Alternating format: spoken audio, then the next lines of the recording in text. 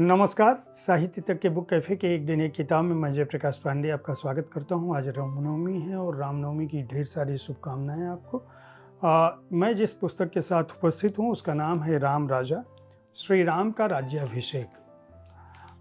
जैसा कि नाम से जाहिर है इस पुस्तक के, लगता है कि यह श्री राम के राज्याभिषेक यानी अयोध्या पर उनके राज्याभिषेक की कथा कहती है।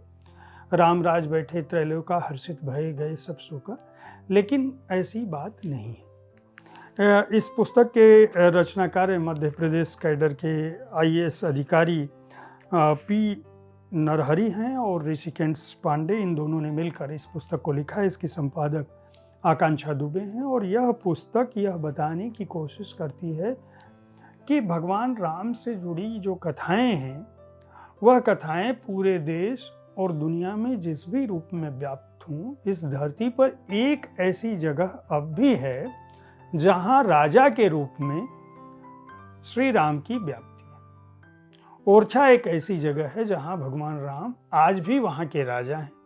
आज भी उनको उसी तरह से जिस भवन में वो विराजित हैं वहाँ उसी तरह से उनकी अभ्यर्थना होती है, एक राजा की तरह से उनसे आदेश लिए जाते हैं।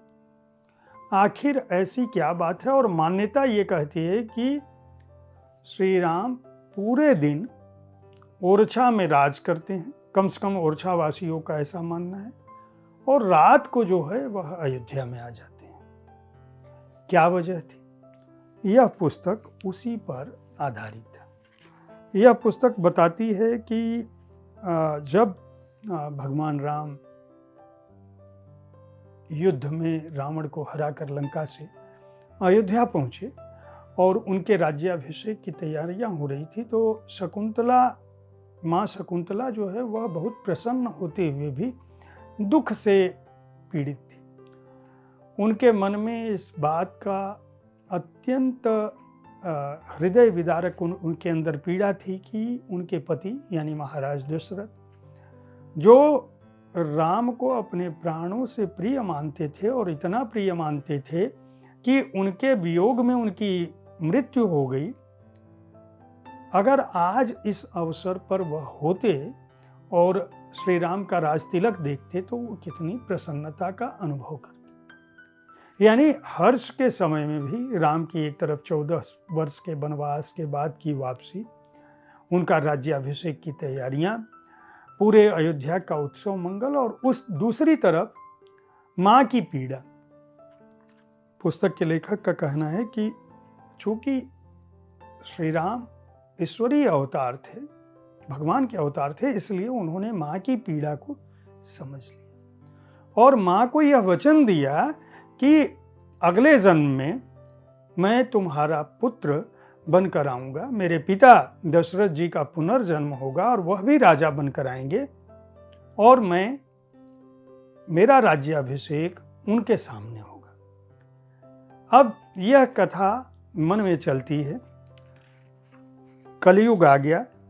कलयुग में बुंदेलखंड इलाके में एक राजा हुए, राजा मधुकर शाह, और उनकी भार्या यानी उनकी पत्नी जो है महारानी गणेश कुंवर, ये दोनों जन्म लेते हैं।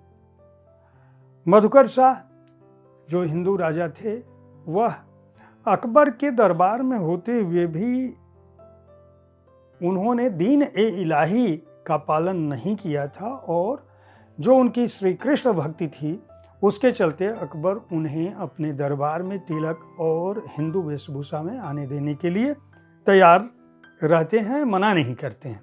ये उपन्यास, यह किताब यह बात कहती है और यह कहती है कि उन्हीं मधुकर शाह की जो पत्नी थी, राजा मधुकर शाह की, जो ओरछा के भी राजा थे, उनकी पत्नी जो गणेश कुंवर थी, वो बचपन से ही श्री राम को मानती थी।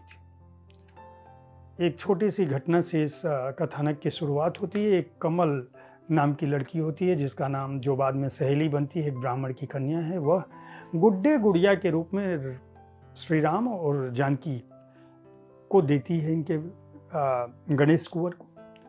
वह गुड़ियों से खेलती हैं। कालांतर समय बीतता है, लगभग वो 20-25 साल की होती हैं। तब एक दिन अचानक वो स्वप्न देखती हैं, गुड़िया से खेल रही होती हैं, वो गुड़िया को उठाती हैं, देखती हैं गुड़िया बड़ी होती जाती है और वह कहती है यह देखती हैं, उनको लगता है कि ये माँ जानकी स्वयं खड़ी हैं। वो कहती हैं कि तुम यहीं पर हो ओरछा में, और तुम्हारे जो इष्ट हैं भगवान राम, वो अयोध्या में तुम्हारी प्रतीक्षा कर रहे हैं। वह अयोध्या जाती हैं। उसी दौरान तुलसीदास जी रामचरितमानस लिखने के लिए बाबा विश्वनाथ के आदेश से अयोध्या आए हुए होते हैं।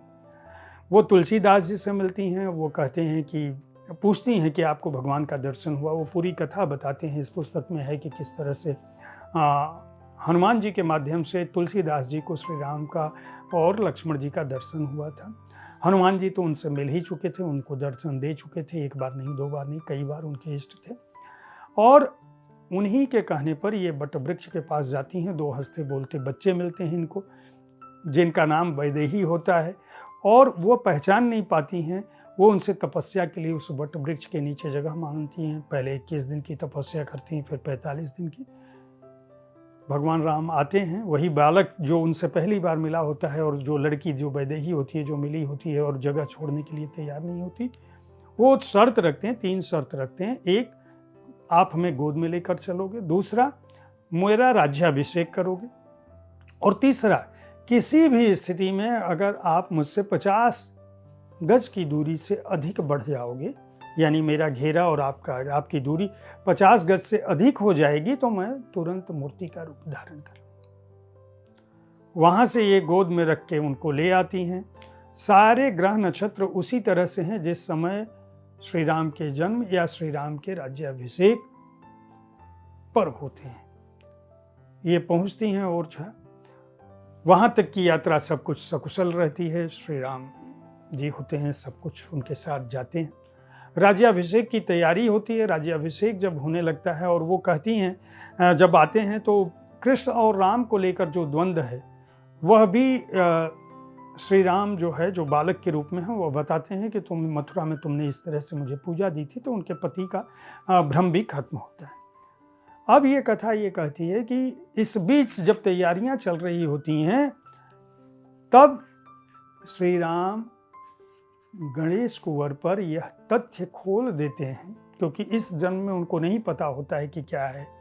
वह बताते हैं कि आप जो है कौशल्या थी, और ये महाराजा जो है दशरथ के पुनर्अवतार हैं। उनको रहा नहीं जाता है, और वह तेजी से भागती हैं। और राज्याभिषेक की तैयारियों में जो महाराज लगे होते हैं, ओरछा नरेश, मधुकर शाह, उस समय तक उनको जाके बताने की कोशिश करती हैं। और इस बीच वह 50 गज से अधिक की दूरी पर चली जाती हैं। जब वह अपने पति को बताती हैं, गणेश कुंवर, कि आप दशरथ जी के अवतार हो और मैं कौशल्या थी, और ये श्री राम जो है इस जन्म में हमारी इच्छा पूरा करने के लिए आए हैं।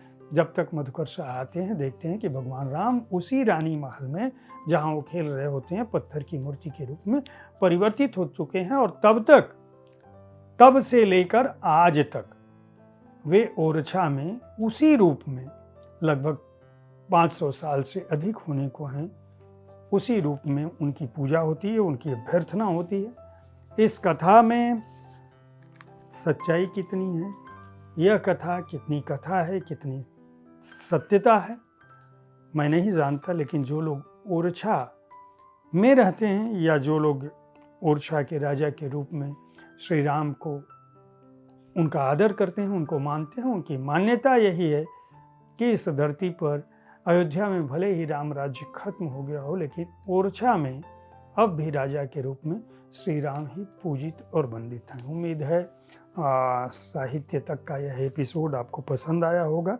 इस पुस्तक के प्रकाशक हैं महागाथा बुक्स। हार्ड बाउंड संस्करण है, जिसका मूल्य 750 रुपये है।